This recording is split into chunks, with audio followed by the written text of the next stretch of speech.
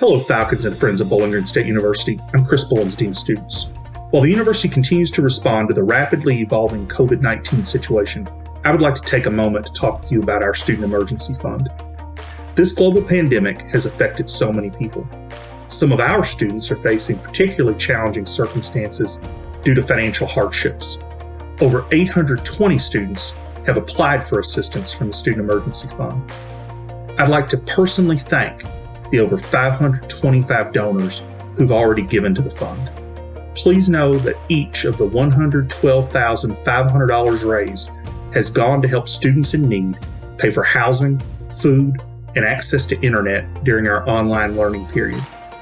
Today, if you're able, please join me in giving to the fund by going online to www.bgsu.edu/Falcon Relief. Your contribution will help ensure that students are able to remain on their path toward graduation during these unprecedented times. On behalf of the entire Falcon family, your generosity is appreciated.